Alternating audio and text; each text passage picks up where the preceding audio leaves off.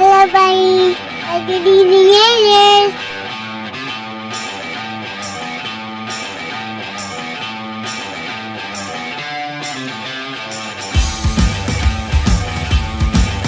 Dear brother, if you don't listen to our show, you might have a bonus hole. 7 years. It's been used 1 million times. What? No, you just chill your shish. Enjoy. Can I see that? See it. See it. It's my cell phone. Let me call you my cell phone. Yeah. So. Directed energy weapons happened in. What? And so I cry sometimes when I'm lying in bed just to get it all out what's in my head. And I feel it a little bit too Yeah, it did take way too long. And so I wake in the morning and I step outside and I take a deep breath and get real high. And I feel See, in a perfect world, I could sync that to the computer and then it just plays over the computer so it's on my headphones. This is how I feel. I'm assuming that's why you put it on. Bro, that was up close. Oh, I'm sure. That cleared your sinuses right up. I didn't know I had a sinus problem.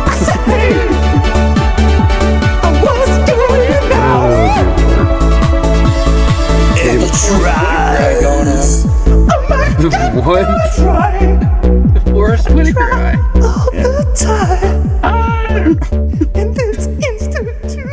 Yeah. I was about to say that was a surprise I had for you. That and you just decided to go for it. It's like the button that said "Don't touch," and then you just touch it. I was curious. I was like, "What is this?" And I didn't read the fucking container at all. I want everyone to know that I did not look. My exact. He assumed smelling salts. I seen it and I looked at it and it said Ward smelling salts. I was like, oh, what's this? Didn't click in the brain hole. Yeah, there's other ones that you can get that have like the packages that you crack. Yeah, no, I didn't get that one. I got the that's the actual good shit.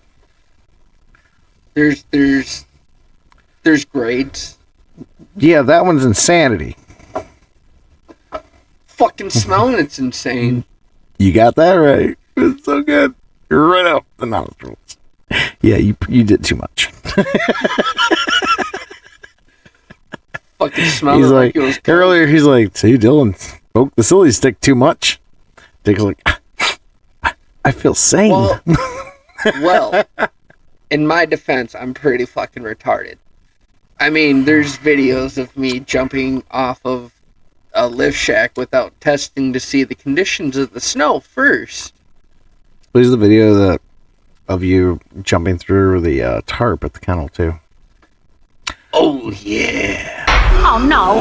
Oh no! Oh, no. Oh yeah.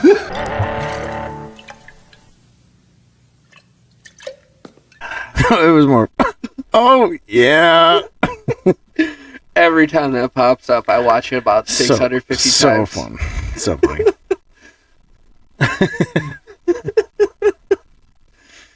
Oh fuck. That's one after we're talking it right here, I need to link it to the channel so we can be like, hey, you remember that time you went through the tarp? Well, I'm pretty sure I sent you the video of me jumping off lift shacks in Oregon. If you haven't, you will now. Give me a bit. Yeah, you might have to. I don't know what you got to do there. Decoder ring. I bought a glass screen. My brother and I he's gonna teach me how to fix it, which probably gonna be a useful skill for me to know because What you gotta use, like a heat gun? I need screws, I need a heat gun, I need steady hands, and I need to know what the fuck I'm doing. Well, I'll tell you what. Take a whiff of that before you start. Your hands will be focused. as tempting as that sounds, I would much rather not be on fucking red alert status where I'm like, fucking torpedo coming in. As soon as you take a whiff of it, you're just gonna take that phone screen, no tools whatsoever. Go, and then I need a new phone. Hey, I got my phone scone. We see where your mind is. Got my phone screen fixed. How did you do that? Bought a new phone. I just got this sumbitch in May. Yep. It's like lingering in my throat. iPhone 11. I got 13. Yeah, dude, you probably sniffed like some of the. I think I sniffed some of the fucking chemicals itself, or powder itself. Yeah, it's. Oh, you could probably smell it from here. Fucking instant reflex. Yeah, it's a powder, and then they give you a little spoon. Then you put like literally like this much little water in tiny little spoon. Put it in there, and you shake it up. When you first get it, like I've had this for a couple weeks now. When you first get it, you do that. The bottle like swells up a little bit, so when you crack it, it goes. Oh, that's gotta fucking be a lovely aroma in the You room. just crack it, go. Let's get to it. Oh, fuck. That's like late night, fucking just tired as shit, but I want to send one more. I'll be like, let's put a Hellcat motor in Pacifica. Let's go. It's playing my fucking War Thunder, dude, just flying in with a F5. Me and Lee, get in or lose. Let's go. Let's go. Yeah, it's pretty funny though. I've seen the videos of the people that have like the little stick ones and they sniff it. And they That's just, what like, I thought it was. Yeah, I know, but that's a great reaction. I can't wait. It's gonna be a great clip. Oh, that's gonna be lovely. Smelling salts plus stupidity. I'd probably click that one too. I'm glad I faced away from the camera for my face. I'm not. I wish I would have got it. I could have just like clipped it out right into your face area, zoomed that bitch right in, but like I'm surprised. you went full retard. Just watched it. You never go full retard, man. Dude, that was like the last greatest comedy movie, I think. Personally, in my opinion. Tropic Thunder. Oh, phenomenal. It's I watched it with my grandpa not too long ago, and my grandpa was in Vietnam. Oh, it's great. I completely forgot. I was like, Grandpa, you're gonna love this. It's fucking hilarious. About halfway through, he goes, I was like, oh boy. I think I just triggered something. It sees the Viet Cong and the bushes. It's like, when the bushes start talking, that's when you start throwing grenades, son.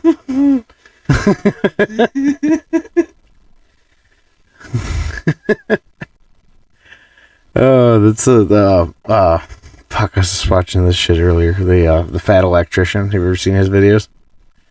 He has a bunch of military historical videos. They're fucking hilarious. Well, sometimes I get a little high and I mumble my words. Little? Sometimes I get a lottle. Wiggle wobble. Lottle. Atlanta. Yeah. Where'd that come from? You know what an Atlanta is? Yep, I can breathe clearly through my nose. Gee, Dan Daly. Yeah, this is the fat one. All right, go ahead and make your prediction now. Who would win in a fight? 200 kung fu practitioners with melee weapons, or one Marine with a machine gun? Today we're talking about the most gangster Marine ever. A man so remarkable that General Lejeune himself would declare him to be the most outstanding Marine of all time. A man that was so fierce on the battlefield that General Smedley D. Butler, one of only 2 Marines to ever receive the Medal of Honor twice, would declare him to be the fightingest Marine he ever knew. Ladies and gentlemen, the only other Marine to receive the Medal of Honor twice Sergeant Major Dan Daly. Born in New York on November 11, 1873, Dan Daly would grow up competing as an amateur boxer as well as working as a paperboy. And while working as a paperboy might seem like the useless details you throw in at the beginning to humanize the main character, in this case it's anything but, because him working as a paperboy would create a butterfly effect through time that would change the US military as a whole. You see, you gotta remember that this is the late 1800s and information and news didn't spread the same way it does today, so working as a paperboy back then meant that he always got the newspaper, meaning that he had more information at his fingertips than 99% of the population. Because of this, he would be able to closely follow the exploits of future President Theodore Roosevelt and his famous Rough Riders all throughout the Spanish-American War. And this would go on to be his inspiration to join the US Marine Corps, hoping that he too would be able to fight in the Spanish-American War. So that's exactly what he would do on January 10th, 1899, when Dan Daly would enlist in the United States Marine Corps at the age of 16 years old, coming in at only 5'6" and 135 pounds. But hey, as the old adage goes,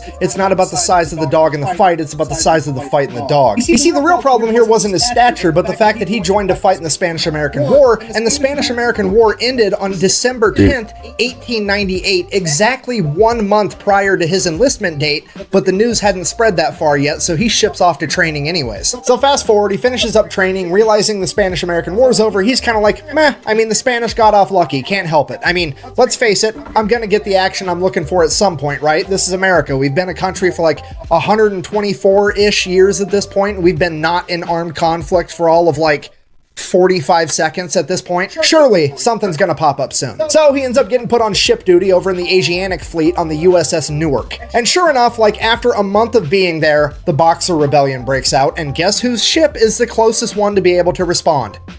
Dan Daly. Alright, real quick, oversimplified explanation of what the Boxer Rebellion is in case you have absolutely no idea. At this point in time, China had really just been opened up to the rest of the world, and foreign influence is just flooding in. You have Western businesses going in there trying to make money. You've got Western governments going in there being like, hey, you guys want some democracy? And then you had missionaries going in there also trying to spread Christianity. And all of this influence came so fast, so quick, that a large portion of the Chinese population felt that it was too much, too soon, and they started to push back and started a nationalist movement. Part of this nationalist movement was a bunch of young men that practiced Kung Fu. Now, to somebody from the West, Kung Fu looks an awful lot like shadow boxing, so they just refer to these young men as boxers, hence the term Boxer Rebellion. These boxers got together, started their own little club called the Society of the Righteous and Harmonious Fist, and then proceeded to run around beating the shit out of and or killing every foreign diplomat, businessman, and missionary they could find. And it is at that point that the Marines get sent in. So Private Daly and the rest of the Marines show up to Peking, China, which would later go on to become known as Beijing, the capital of China, at which point they promptly and immediately take over a large legation center on the southern border wall of the city,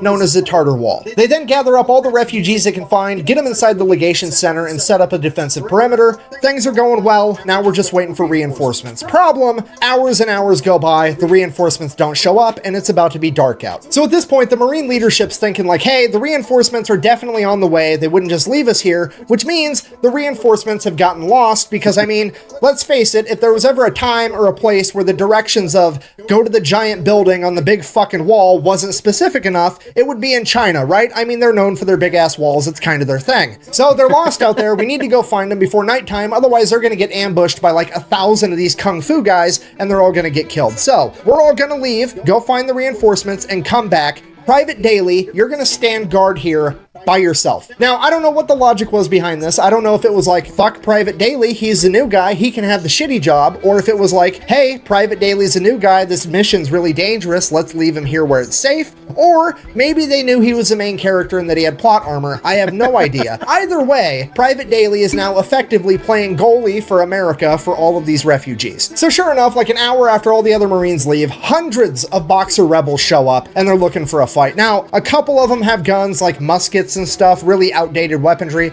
By and large, they're all carrying traditional Chinese martial arts weapons like swords, bow staffs, what have you. Some of them are even just rocking the old meat mittens, but they're looking for a fight either way. And this is shaping up to be one of the most ridiculous battles of all time. I mean, this is the type of stuff you get drunk at the bar and ask your buddy, like, hey, you think you could take on all 300 Spartans if you had a machine gun? Like, that's exactly what's about to go on here. I mean, in one corner, you've got an 18-year-old Marine with a machine gun, and in the other corner, you have 200 martial artists with, like, bow staffs staffs and shit. You literally have gun fu versus kung fu, okay? And here's the kicker with the entire thing. The Society of the Righteous and Harmonious Fist legitimately and wholeheartedly believes that their martial arts training has made them impervious to bullets.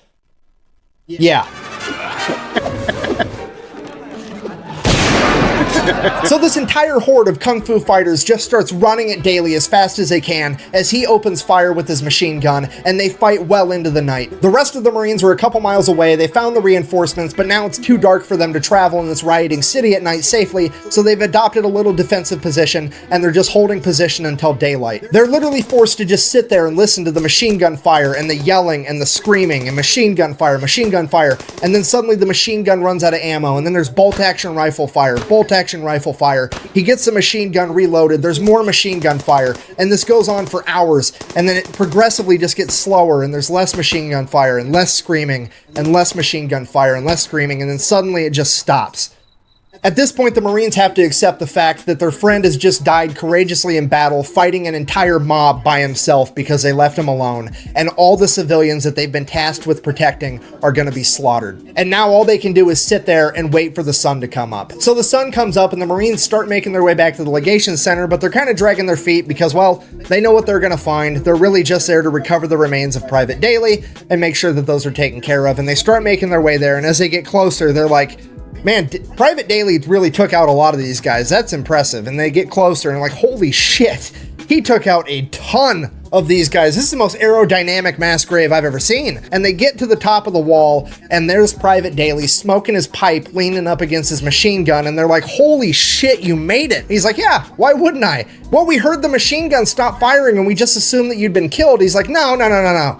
I only quit firing because they quit coming. Dan Daly has effectively pulled off the impossible. He has single-handedly defeated 200 rebels by himself, saving all of the civilians as well as saving the day. All the Marines are like, holy shit, we're gonna nominate this guy for the Medal of Honor because this is incredible. All the businessmen and the delegates are like, oh my god, we've seen what one Marine can do, and now we've got 1,200 Marines. We're definitely gonna make it out of this alive. Hooray. And all the missionaries are like, oh my god, this is not what we meant when we said we wanted to make these people more holy. Shortly after this, Dan Daly would be awarded his first Medal of Honor for the battle, and then he would go on to continue serving in the Marine Corps as if nothing had happened. Okay, fast forward 15 years, now Gunnery Sergeant Daly has been involved in every military conflict the US has for the past 2 decades. He is one of the most experienced combat veterans in the entire US military, and he is a living legend in the Marine Corps. And on October 24th of 1915, Gunnery Sergeant Daly would find himself leading a platoon of men through Haiti during the Cocos Rebellion. Just after his entire company would cross a river, his entire company would be attacked on all 3 sides